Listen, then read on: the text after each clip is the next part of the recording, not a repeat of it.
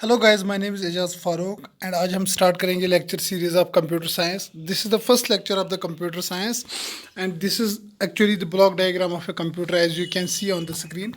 ये सबसे पहली जो ब्लॉक डायग्राम मैं आपको दिखाना चाहता हूँ, क्योंकि आपको बेसिक कंसेप्ट होना चाहिए कंप्यूटर का. कंप्यूटर होता क्या है, इसके कंपोनेंट्स क्या होते हैं, वेरियस इनपुट डिवाइसेस कौन से हैं, आउटपुट डिवाइसेस कौन से हैं, और हमारे पास जो आपका सेंट्रल प्रोसेसिंग यूनिट है वो काम क्या करता है और कैसे काम करता है, और मेमोरी क्या होती है, किस किस टाइप की होती है, और जो सीपीयू है ये कैसे मेमोरी के साथ कोऑर्डिनेट करता है और कैसे इस सारे कंपोनेंट्स को कंट्रोल कर देता है. As you see from clearly from the diagram, here is an input unit. As you see, there is an input unit. I will underline that this is the input unit. और input unit से हम input देते हैं अपने computer system को. जो हमारे पास input device है वो है हमारा कीबोर्ड, हमारा mouse. These are various input devices that we use to input our data. Mouse हमारे कर्सर मूवमेंट के काम आता है, और इनपुट जो कीबोर्ड है वो इनपुट देने के लिए, लाइक आपको अपना नाम एंटर करना होगा सिस्टम में, या कोई भी अल्फ़ा न्यूमेरिक कैरेक्टर आपको नंबर वगैरह एंटर करना होगा, तो इसी इनपुट डिवाइस के थ्रू आप इनपुट करा सकते हो. तो यहाँ इनपुट यूनिट से हमारा जो भी डेटा निकलेगा एक बस के थ्रू, एक चैनल के थ्रू, एक वायर के थ्रू आपके सीपीयू में जाएगा. सीपीयू में दो इंपॉर्टेंट कंपोनेंट्स होते हैं, याद रखना हमेशा.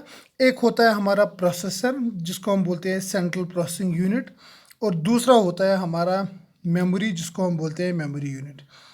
अब ये प्रोसेसर क्या होता है, सीपीयू या प्रोसेसर, इसमें तीन इंपॉर्टेंट, ये बेसिकली हर किसी प्रोसेस की एग्जीक्यूशन करता है, हर किसी प्रोसेस को एग्जीक्यूट यही करता है हमारा प्रोसेसर. इसमें तीन इंपॉर्टेंट कंपोनेंट्स होते हैं.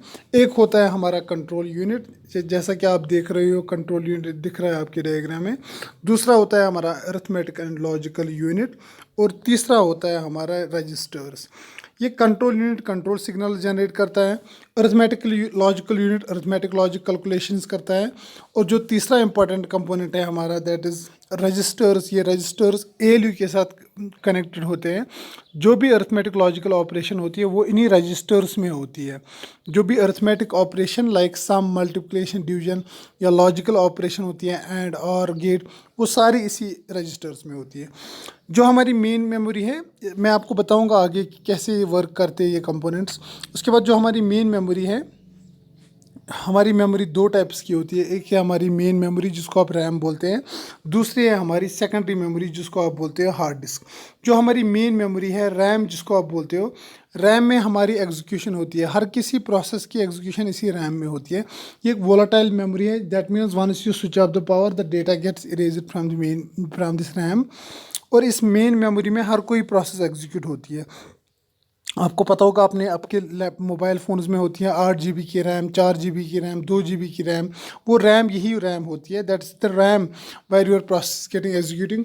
दूसरी हमारी सेकेंडरी मेमोरी जिसको आप बोलते हैं hard disk, that is actually the auxiliary another memory that is used for storage purpose. आपका जो डेटा है वो स्टोर इसी सेकेंडरी मेमोरी में रहता है.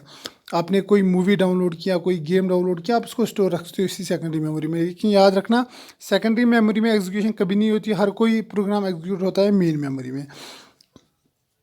उसके बाद जो ये कंपोनेंट्स है सीपीयू के, like control unit, arithmetic logical unit, registers, ये आपस में कम्युनिकेट करते हैं थ्रू बसेस. एक स्पेशल काइंड ऑफ बसेस होती है, बसेस के थ्रू ये कम्युनिकेट करती है. इन बसेस को हम बोलते हैं एड्रेस बस, डेटा बस और कंट्रोल बस. ये हमारी तीन बस होती है जिसके थ्रू ये कम्युनिकेट करती है आपस में. Address bus, data bus and control bus. इन्हीं बसेस के थ्रू ये तीन कंपोनेंट्स आपस में कनेक्ट होते हैं.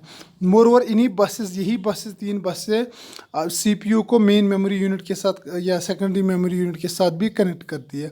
देखा जाएगा तो जो मैंने यहाँ पे दिखाया है, सीपीयू और मेमोरी में भी कनेक्शन होता है through these buses, and these buses are used for communication between CPU and memory.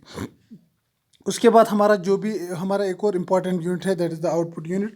As you can see clearly from the diagram that output unit is used to display the output device. देखो, output unit से आप कोई भी आपका output value display करा सकते हो. इसकी बेस्ट एग्जांपल है आपका मॉनिटर या डिस्प्ले डिवाइस, आपका प्रिंटर है आउटपुट यूनिट.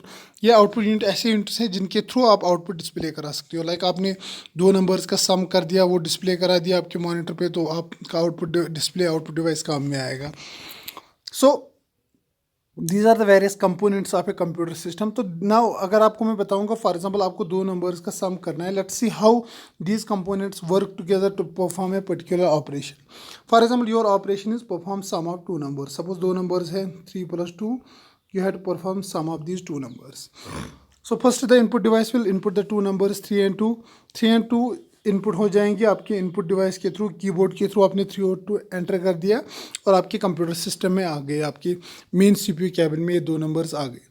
अब ये दो नंबर्स जो है सीपीयू कैबिन में, इसमें सबसे पहले दोनों नंबर स्टोर रहेंगे मेन मेमोरी में, बिकॉज मेन मेमोरी ही ऐसा कंपोनेंट है जहाँ पे जो मैंने आपको बताया रीड एंड राइट मेमोरी है, जिसमें जो भी आपका वोलाटाइल डेटा है वो मेन मेमोरी में रहता है.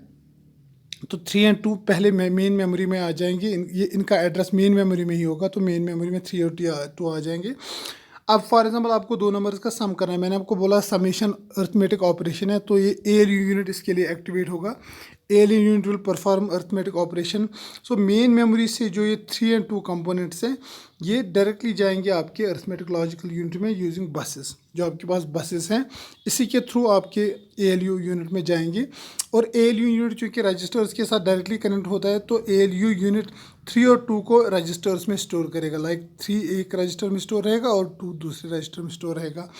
अब 3 और 2 दो रजिस्टर्स में आगे आप फॉर एग्जांपल दोनों को सम कराना है, या एक्यूमुलेटर एक और रजिस्टर है हमारे पास जहाँ पे आप कर सकते हो इनका समेशन रिजल्ट रख सकते हो या कोई भी वैल्यू रख सकते हो, वो भी एक रजिस्टर है. अब सम करने के लिए हमारे पास कोई सिग्नल होना चाहिए जो इनको बताएगा you have to perform sum.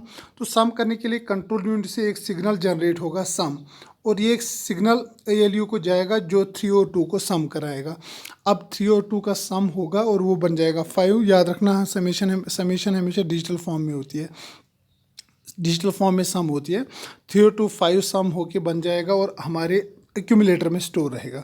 तो एक्यूमुलेटर में आ गया दोनों नंबर्स का सम. और एक्यूमुलेटर एक छोटा सा रजिस्टर है, जो मैंने आपको रजिस्टर्स दिखाया है यहाँ पे, रजिस्टर्स इन्हीं में एक एक्यूमुलेटर एक रजिस्टर होता है. अभी दोनों नंबर्स का सम आ गया और ये वापस आपकी मेन मेमोरी में जाएगा यूजिंग बसेस, थ्रू बसेस, क्योंकि आपका सम जो आ गया ये डिस्प्ले होना है आउटपुट डिवाइस को. तो जब ये मेन मेमोरी में वापस आएगा तो मेन मेमोरी से ही ये एक तो सेकेंडरी मेमोरी में स्टोर करने के लिए जाएगा, क्योंकि हो सकता है आपको कोई वैल्यू स्टोर करना होगा तो वो सेकेंडरी मेमोरी में से होगा. दूसरा यही सम जो आ गया ये मेन मेमोरी से जाएगा आउटपुट डिवाइस में, ताकि आपके आउटपुट डिवाइस में ये आपका वैल्यू डिस्प्ले होगा. इस तरह से आप दो नंबर्स का सम करके आउटपुट वैल्यू में आउटपुट डिवाइस में डिस्प्ले करा सकते हो. तो जो आपको मैंने एक और इम्पॉर्टेंट बात बोली कि जो आपके रजिस्टर्स हैं, इसमें जो आपके CPU में रजिस्टर्स है, इसमें बहुत सारे रजिस्टर्स होती है. लाइक प्रोग्राम काउंटर होता है, प्रोग्राम काउंटर नेक्स्ट इंस्ट्रक्शन का एड्रेस रखता है. स्टैक पॉइंटर एक और रजिस्टर होता है जो फॉर एग्जांपल आपको कोई रिकर्सिव टास्क करना है तो स्टैक पॉइंटर उसके लिए यूज़ होगा. या आपके पास इसमें एक और कुछ रजिस्टर पेयर्स होते हैं जो जिनमें ऑपरेशन होती है, ये अर्थमेटिक ऑपरेशन. कुछ फ्लैग्स होते हैं जो फॉर एग्जांपल आपने -1 लिखा तो ये माइनस साइन कहाँ स्टोर रहेगी, उसके लिए एक स्पेशल फ्लैग है. इसी तरह बहुत सारे आपके कैरी बिट्स हैं वगैरह, वो सारे इन्हीं रजिस्टर्स में एक स्पेशल काइंड की एक रजिस्टर होती है जो ये सारी वैल्यू स्टोर रखती है. उसके लिए स्पेशल फ्लैग्स होते हैं हमारे पास. तो मैं उतना डिटेल में नहीं जाऊंगा इसमें. तो जो आउटलाइन में मैं आपको बताया, आउटलाइन में हमारे पास ये इंपॉर्टेंट कंपोनेंट्स होते हैं. याद रखना हमारे पास आउटलाइन में इंपॉर्टेंट कंपोनेंट्स हैं. एक है आपका इनपुट यूनिट, दूसरा है आपका सेंट्रल प्रोसेसिंग यूनिट. देखा जाए सेंट्रल प्रोसेसिंग यूनिट में एसोसिएट होते हैं एक प्रोसेसर, दूसरा है आपकी मेमोरी, और प्रोसेसर में control unit, arithmetic logical unit, और तीसरा है रजिस्टर्स. और जो मेमोरी है आपके पास में दो कंपोनेंट्स होते हैं. एक है मेन मेमोरी जिसकी एग्जांपल रैम है, दूसरी है सेकेंडरी मेमोरी जिसकी एग्जांपल है हार्ड डिस्क. और एक आउटपुट डिवाइस होता है हमारे पास जिसमें एग्जांपल है आपका प्रिंटर्स या आपका मॉनिटर. दीज आर द, और इनपुट डिवाइस की एग्जांपल आपकी कीबोर्ड और माउस है. This is a clear block diagram of A central processing unit of A block diagram of a computer system and how these components are connected together to perform a simple basic operation of a computer. Thank you guys.